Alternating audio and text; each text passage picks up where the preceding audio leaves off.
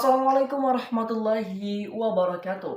Halo teman-teman sekalian, perkenalkan saya Kurdiansa dari kelas KPIA, Program Studi Komunikasi dan Penyiaran Islam dengan NIM 2210501024.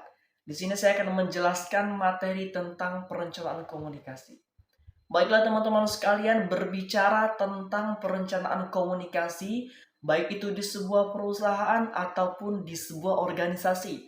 Tentu perencanaan komunikasi itu sangat penting untuk mendapatkan komunikasi yang efektif dan efisien. Nah, sebelum kita membahas, terlebih dahulu kita mengetahui latar belakang perencanaan komunikasi tersebut.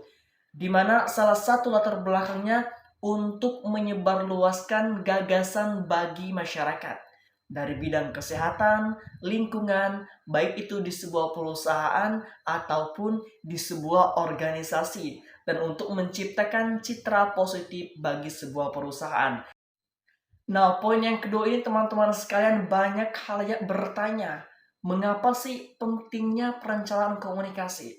Jawabannya tentu penting teman-teman sekalian. Karena mengapa? Berhasil atau tidaknya suatu program sebuah instansi memerlukan dukungan komunikasi yang baik.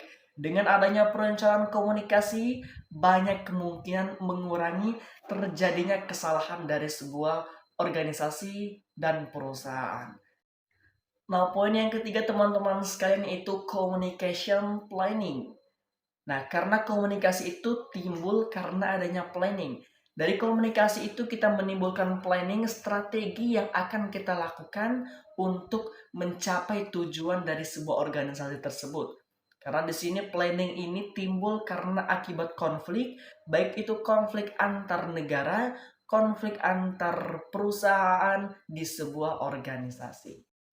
Nah, di poin yang keempat ini teman-teman sekalian kita membahas tentang kebijakan komunikasi. Tentu, di dalam perencanaan komunikasi yang efektif dan efisien, kita harus memiliki kebijakan-kebijakan atau ide-ide dari sebuah perusahaan tersebut. Nah, di poin ini tentu sebuah komunikasi penting adanya kebijakan. Ide-ide yang timbul dari sebuah instansi untuk memecahkan sebuah konflik. Itu manfaat dari sebuah kebijakan teman-teman sekalian.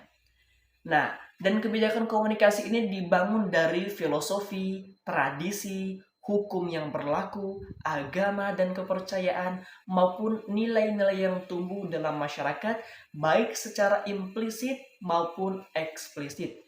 Nah, tentunya teman-teman sekalian, dengan adanya kebijakan ini memiliki tujuan.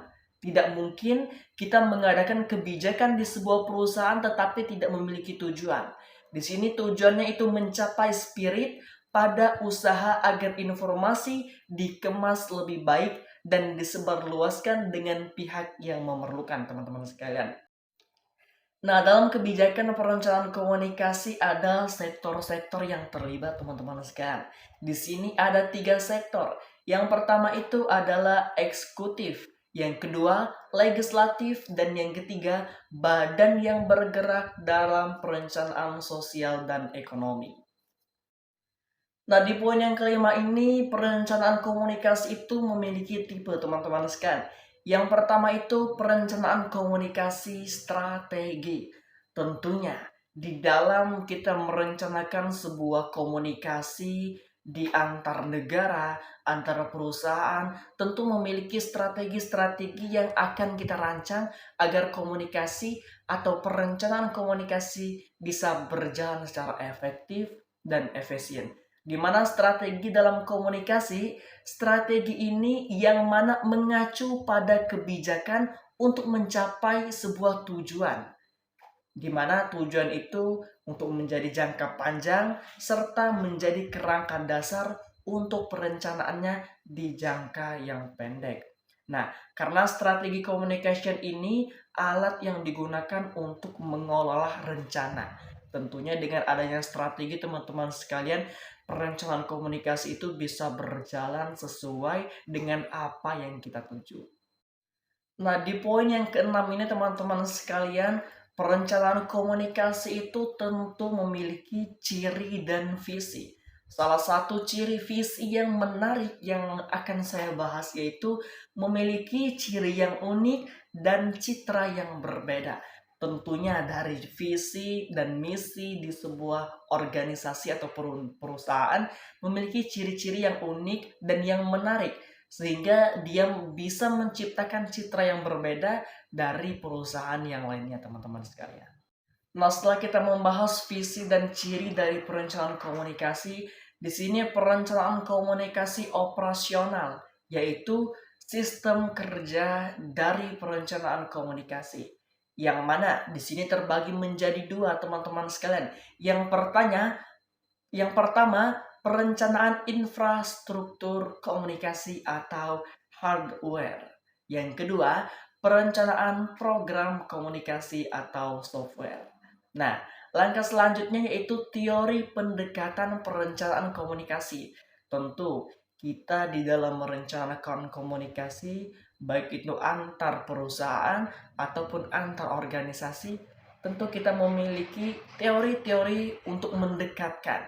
Nah, yang pertama ini kita memakai teori pembangunan, yang kedua kita memakai teori sosiologi, yang ketiga kita memakai teori komunikasi, dan yang keempat kita memakai teori organisasi. Setelah kita melakukan pendekatan dari perencanaan komunikasi, kita memiliki sistem dari perencanaan komunikasi itu. Di mana sistem dari perencanaan komunikasi itu sendiri ada beberapa, salah satunya perencanaan komunikasi sebagai ahli teknologi. Karena di zaman sekarang ini sistem yang paling cepat dari perencanaan komunikasi itu yaitu di bidang teknologi. Karena kita bisa menjangkau sebuah negara, sebuah perusahaan untuk mencapai kerjasama yang baik bagi sebuah perusahaan itu melalui teknologi. Nah, dan yang terakhir, masalah dalam perencanaan komunikasi. Tentunya di sebuah kita membangun perencanaan komunikasi, baik itu di sebuah perusahaan ataupun organisasi, tentu ada permasalahan dalam perencanaan komunikasi. Di sini ada beberapa permasalahan. Yang pertama, regulasi nasional. Yang kedua, kebijakan nasional. Tentunya kebijakan nasional ini kebijakan yang telah ditentukan oleh pemerintah. Adapun kalau regulasi nasional tadi yang tidak bisa kita jangkau, contohnya kalau kita bekerja sama ke luar negeri, itu kan agak sulit untuk kita menjangkau ya teman-teman sekalian. Dan yang ketiga, masalahnya itu adalah desentralisasi. Dan yang keempat, yaitu koordinasi.